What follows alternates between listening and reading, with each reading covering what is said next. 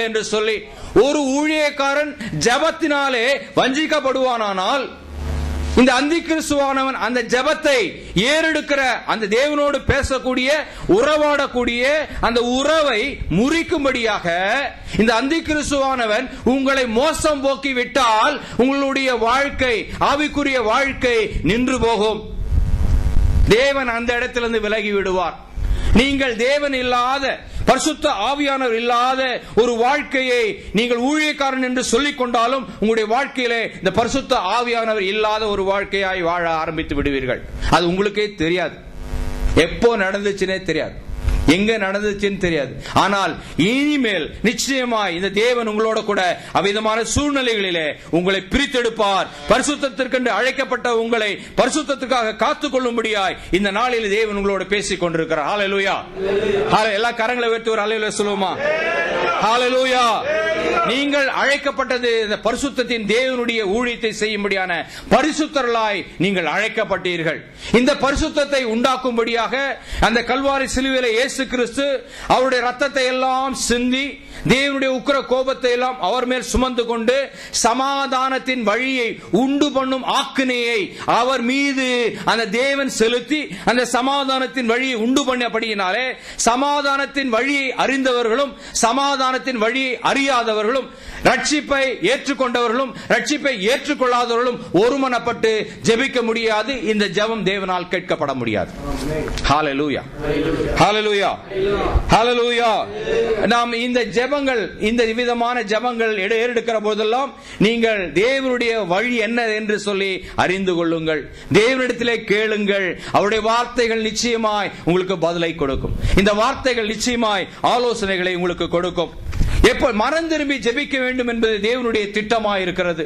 ஊழியக்காரனாய் இருந்தாலும் தேவனுடைய சமூகத்திலே நாம் நின்று விசுவாச மக்களுக்காக, அநேக காரியங்களுக்காக, அவர்களுக்காக போராடி ஜெபிக்க வேண்டியவர்களாக இருக்கிறோம். அவர்களுடைய தேவைகளுக்காக ஜெபிக்க வேண்டியிருக்கிறோம். அநேக நேரங்களை மன்றாட்டு ஜெபங்களை ஏறெடுக்க வேண்டியவர்களாய் தேவனுக்கும் சபைக்கும், தேவனுடைய மனவாட்டி சபைக்கும் மத்தியிலே நின்று அந்த ஊழிய விசுவாச மக்களுக்காக ஜெபிக்க வேண்டிய ஒரு பெரிய பொறுப்பை தேவன் உங்களிடத்திலே கொடுத்திருக்கிறபடினாலே நீங்கள் எப்பொழுதெல்லாம் ஜெபம் செய்ய வேண்டுமோ அப்பொழுதெல்லாம் உங்கள் மனம் திரும்பினவர்களாய் இருக்கிறீர்களா என்று சொல்லி உங்களை நீங்கள் நிதானித்து பார்த்துக் கொள்ளுங்கள். ஹல்லேலூயா. மனம் திரும்ப வேண்டிய காரியங்கள் இருக்குமானால் அப்பொழுதே அவருடைய சமூகத்திற்கு முன்னதாக முழங்கால் படியிட்டு அந்த பிதாவோடும் குமாரனோடும் பரிசுத்த ஆவியாரோடும் உங்களுடைய மனதை திருப்பிக் கொள்ளுங்கள். ஹல்லேலூயா.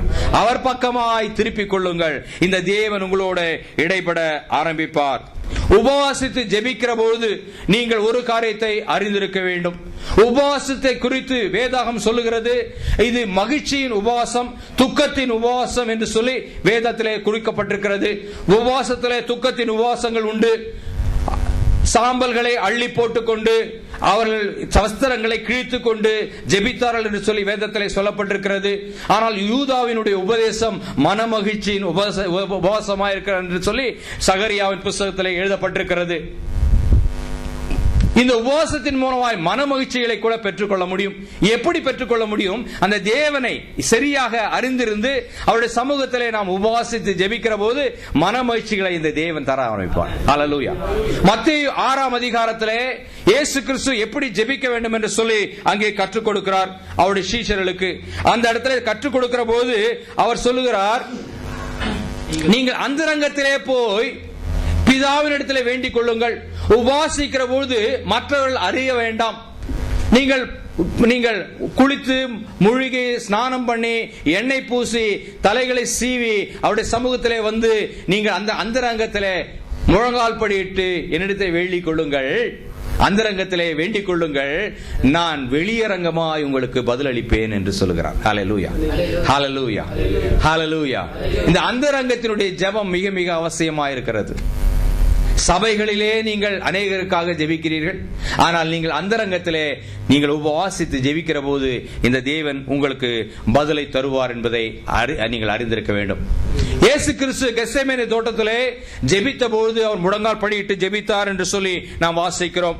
லூக்கா எழுதின சுவிசேஷத்திலே 22ஆம் அதிகாரத்திலே இயேசு கிறிஸ்து அந்த கடைசி நேரத்திலே அவர் ஏறெடுக்கிற ஜெபத்தை குறித்து அந்த லூக்கா எழுதின சுவிசேஷத்திலே 22ஆம் அதிகாரத்திலே 39ஆம் வசனத்திலிருந்து வாசிக்கும்படியாய் கேட்டுக்கொள்கிறேன். பின்பு அவர் புறப்பட்டு வழக்கத்தின்படியே ஒலிவமலைக்கு போனார். அவருடைய சீஷரும் அவருடைய கூட போனார்கள்.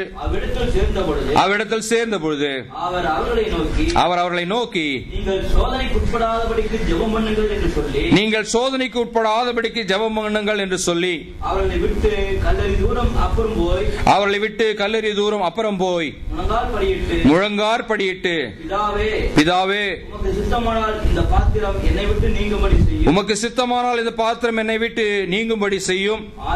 ஆயினும் என்னுடைய சித்தத்தின்படி அல்ல உம்முடைய சித்தத்தின்படி ஆக கடவுது என்று ஜெபம் பண்ணினார் என்று சொல்லி நாம் பார்க்கிறோம். ஹல்லேலூயா, ஹல்லேலூயா.